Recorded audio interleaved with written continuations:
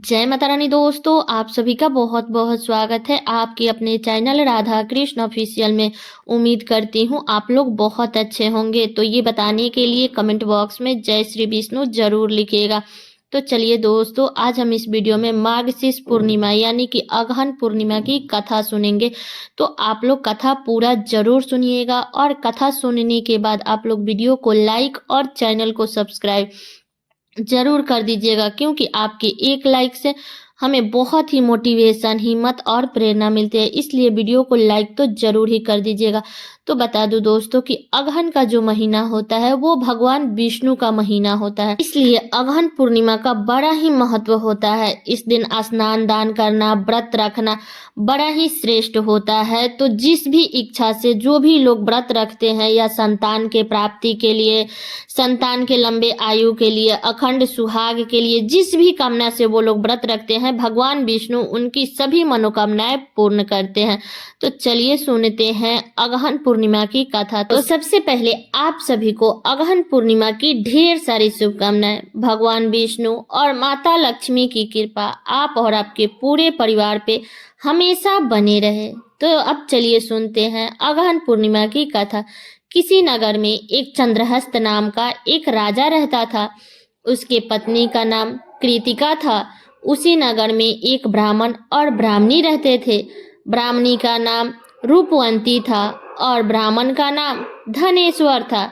ब्राह्मण के पास में धन धान्य की कोई कमी नहीं थी, लेकिन ब्राह्मण के पास में कोई संतान नहीं था। इस कारण से ब्राह्मण बहुत दुखी रहता था।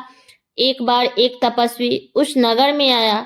वह तपस्वी नगर के सभी घरों से भिक्षा मांगकर भोजन करता था, लेकिन ब्राह्मण के घर को छोड़ करके ब्राह्मण के घर से कभी भिक्षा नहीं लेता था।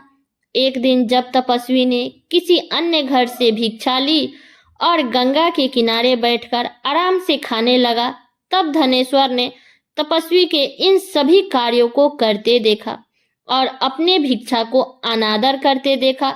तो धनेश्वर ने तपस्वी के पास जाकर बोला, आप सभी घरों से भिक्षा लेते हैं, लेकिन मेरे घर से भिक्षा नहीं लेते, क्यों?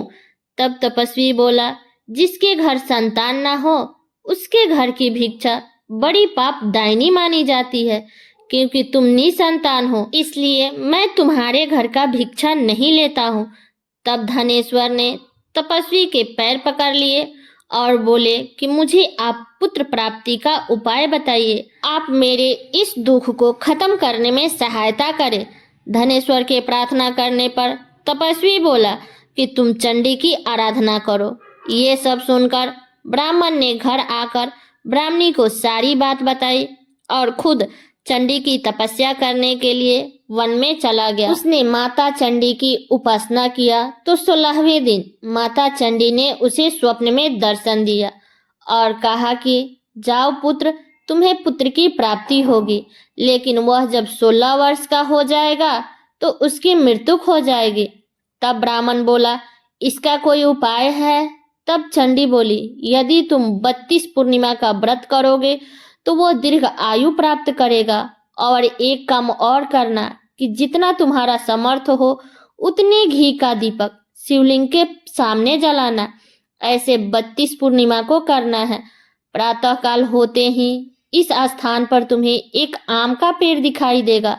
पेड़ पर चढ़कर एक आम तोड़ना और उस आम को अपनी पत्नी को देना। जब ब्राह्मण स्वप्न से जागा तो ब्राह्मण ने सुबह उठकर देखा तो आम का पेड़ वहां था, लेकिन ब्राह्मण आम तोड़ न सका क्योंकि आम बहुत ही ऊंचा था। तब ब्राह्मण ने गणेश जी से प्रार्थना करने लगा कि हे गणेश जी, मेरे कार्यों को सिद्ध करे, जिससे मैं अपना मनोरथ पूरा कर सकूं।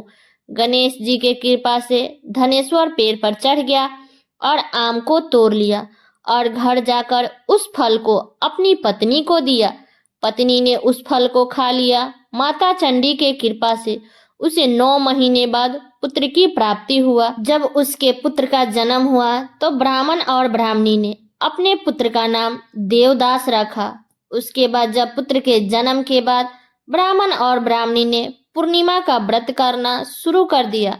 जब उसका पुत्र 16 वर्ष का हुआ तो माता पिता डरने लगे कहीं इसकी मृत्यु न हो जाएगी।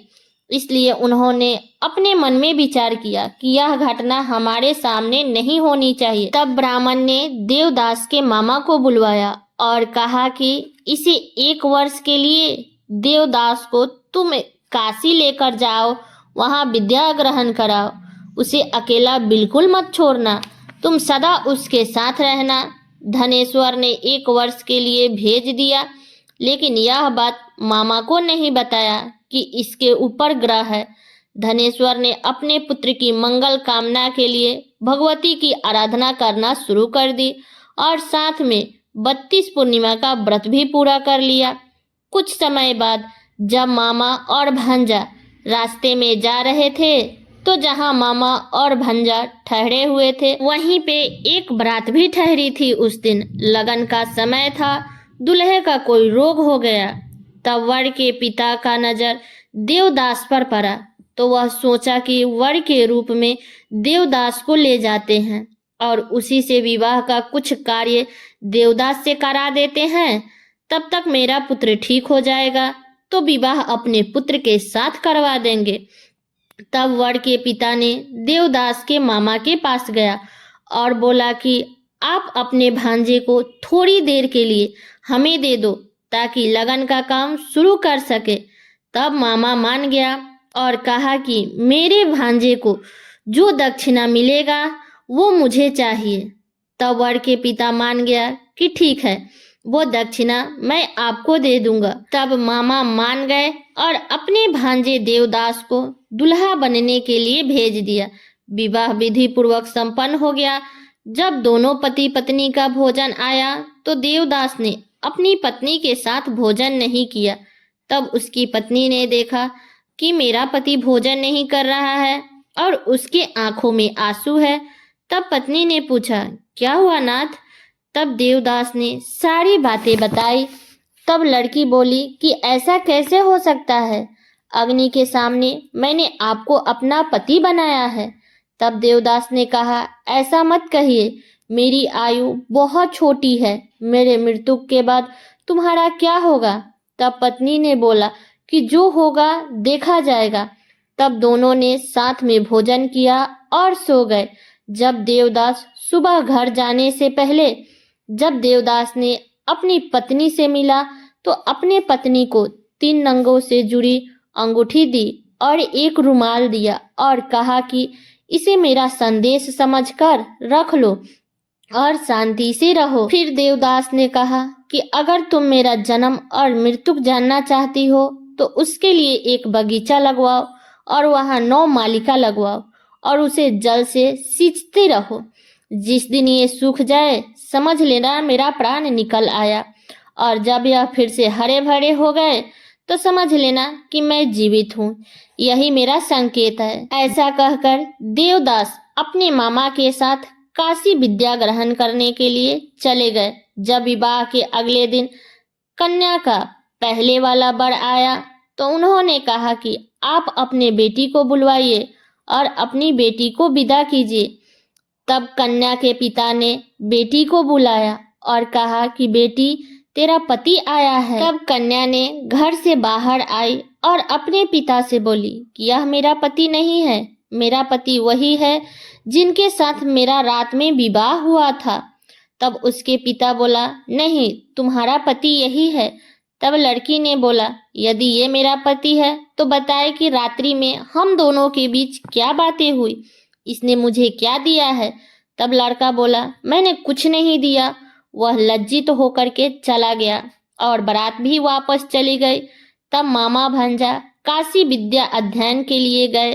तब एक सांप ने देवदास को काटने के लिए वहां पहुंचा, लेकिन देवदास के माता पिता पूर्णिमा का व्रत करते थे। पूर्णिमा व्रत के कृपा से सांप ने उसे नहीं काटा। तब काल वहां आया और उसको मूर्छित कर दिया। तब वहीं से भगवान भोलेनाथ और माता पार्वती कहीं जा रहे थे और उसे मूर्छित देखकर माता पार्वती ने शिव जी से कहा कि इसकी माता ने 32 पूर्णिमा का व्रत किया है, इसको प्राण दे। तब भगवान शिव ने उसे प्राण दिया। व्रत के प्रभाव से काल को भी पीछा हटना पड़ा। देवदास की पत्नी उसकी प्रतीक्षा कर रही थी। कुछ देर पहले सब बगीचा सूखा था और कुछ ही देर में देखा कि सब हरा भरा हो गया। तब उसकी पत्नी यह देखकर बहुत खुश हो गई और अपने पिता से जाकर बोली कि पिताजी, अब मेरा पति ठीक है। 16 वर्ष बाद जब देवदास पत्नी के पास पहुंचा, तब पत्नी ने अपने पति को पहचान लिया। धनेश्वर पूर्णिमा का व्रत करने से पुत्रवान हो गया। तो जो भी स्त्री पूर्णिमा का व्रत करती है उसे सदा सुहागन रहने का वरदान मिलता है। यह व्रत जो भी श्रद्धा भक्ति से करता है उसकी सभी मनोकामनाएं पूर्ण होती है। तो हे भगवान विष्णु, हे भोलेनाथ, जैसे आपने धनेश्वर की मनोकामना को पूर्ण किया, वैसे ही जो इस कथा को कह रहा है, जो इसमें हुंकार भर रहा है, जो इस कथा को सुन रहा है, उसकी सभी मनोकामनाएं पूर्ण करना, उसका घर हमेशा धन धान्य से भरे रखना। तो सब लोग बोलिए भगवान विष्णु की जय, शिव शंकर भगवान की जय। तो ये है अगहन पूर्णिमा की कथा। तो ये कथा मेरा यहीं तक का था। कैसा लगा ये कथा आप लोग कमेंट करके जरूर बताइएगा।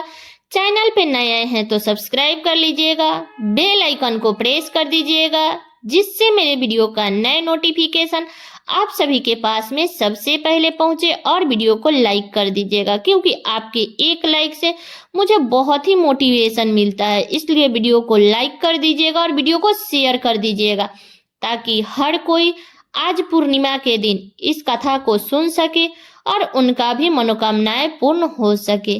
तो चलिए दोस्तों, मिलती हूँ अगले वीडियो में किसी नए वीडियो के साथ में। तब तक के लिए नमस्कार।